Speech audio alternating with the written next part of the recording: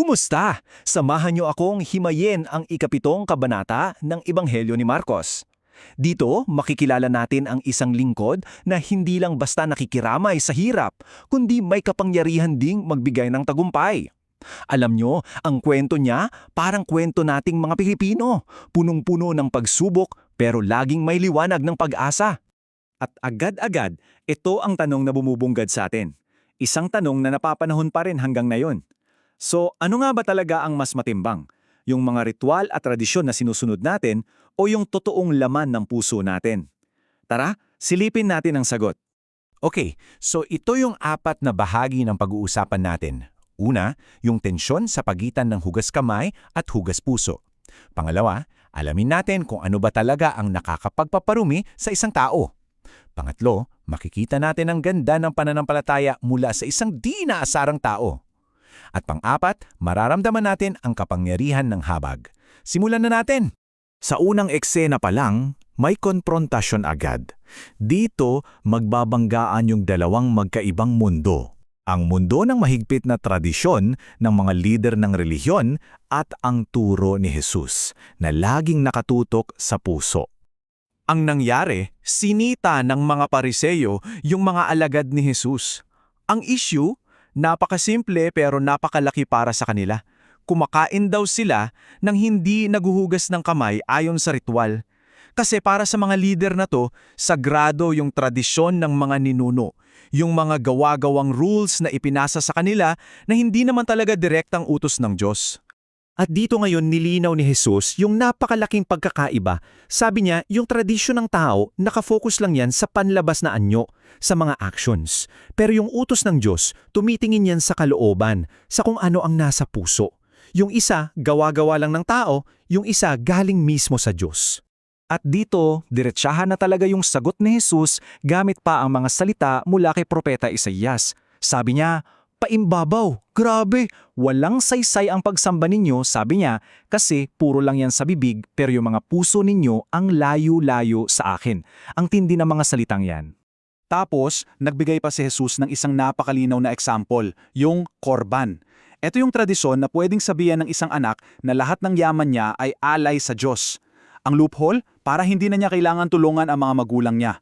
Isipin nyo, para sa ating mga Pilipino na napakahalaga ng utang na loob para itong isang sampal sa muka.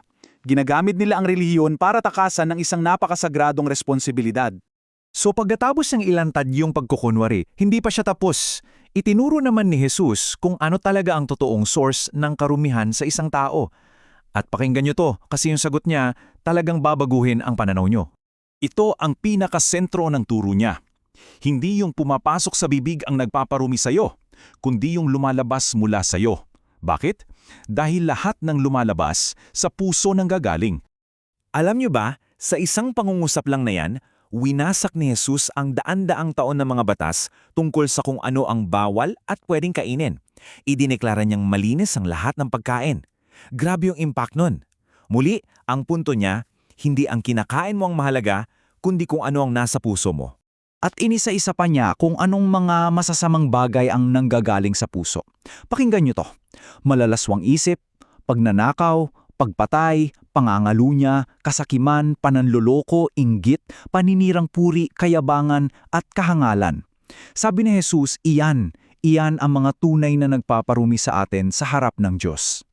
Pero alam nyo, hindi lang puro salita si Jesus. Matapos niyang ituro na ang puso ang pinakamahalaga, ipapakita naman niya sa gawa kung ano ang itsura ng isang pananampalatayang hindi namimili ng lahi o lugar, isang pananampalatayang bukas para sa lahat. Tingnan natin dito sa mapa. Umalis si Jesus sa teritoryo ng mga Hudyo at pumunta sa rehiyon ng Tiro. Ito ay lugar ng mga hentil. Para siyang isang OFW na tumawid ng border para dali ng pag-asa sa ibang bayan. Pinapakita niya na siya talaga yung Diyos na kasama sa hirap kahit nasaan ka man. At doon, may luapit sa kanya isang babaeng Griego, isang Syro-Phoenician. Kumbaga, double outsider siya. Hindi Hudyo, tapos babae pa. Nagmakaawa siya na palayasin ng demonyo sa anak niya. Ito yung tinatawag nating pagtataboy ng masamang espiritu. Isang bagay na pamilyar sa maraming Pilipino. Nung una, parang ang bigat pakinggan ang sagot ni Jesus. Sabi niya, hindi tama na kunin ng tinapay ng mga anak at itapon sa mga aso. Parang ang sakit, di ba? Pero ito ay isang pagsubok para makita kung gaano katibay ang pananampalataya ng babae. Pero yung sagot ng babae, wow, ang talino at puno ng pagpapakumbaba. Sabi niya, Pangnoon, kahit po ang mga aso sa ilalim ng mesa, kumakain ng mga mumu na nahuhulog galing sa mga anak. Grabe, ipinakita niya na kahit kapiraso lang ng biyaya, sapat na para sa kanya. At dahil sa sagot na yon, isang sagot na galing sa pusong nananampalataya, agad na pinagaling ni Jesus ang anak niya. Hindi dahil sa lahi niya, hindi dahil sa tradisyon, kundi dahil lang sa pananampalataya niya. Pinatunayan ng lingkod na ang biyaya ay para sa lahat ng lumalapit sa kanya. At yung ginawa niya para sa babaeng yun, hindi yan isang isolated case. Ipinagpatuloy ni Jesus ang misyon niya. At dito sa huling bahagi, makikita natin ang isa pang napakalinaw na pruweba ng kanyang habag. Ayan, tingnan ulit natin sa mapa. Nagpatuloy si Jesus sa mga lugar ng mga hentil, sa Decapolis. Ulit-ulit niyang ipinapakita na ang misyon niya ay hindi nakakulong sa iisang lahi o relihiyon.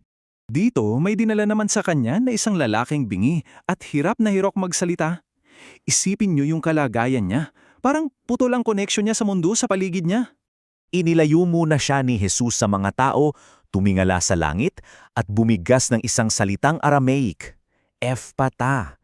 Ang ibig sabihin niyan, mabuksan. At sa isang iglap, nangyari ang himala. Biglang nabuksan ang mga tangan niya, biglang lumuwag ang dila niya. At yung taong hirap magsalita, biglang nakapagsalita ng malinaw, isang ganap at instant na paggaling. Yung mga tao, hindi makapaniwala sa nakita nila. Sabi nila, napakabuti ng lahat ng ginawa niya. Kahit bingi, napaparinig niya, at kahit pipi, napapagsalita niya. Ito ang tatak ng lingkod na nagdurusa at nagtatagumpay, ang pagbabalik ng pag-asa sa mga taong nawalan na nito. At dito tayo nagtatapos, pabalik sa tanong na humahamon sa ating lahat. Ang pananampalataya ba natin, ang mga tradisyon natin, ang relihiyon natin, ginagamit ba natin yan para magbukas ng pinto para sa iba, lalo na sa mga tingin nating tagalabas? O nagiging pader ba ito na naghihiwalay sa atin mula sa kanila? Yan ang malalim na hamon na iniiwan sa atin ng Marcos Kabanata 7.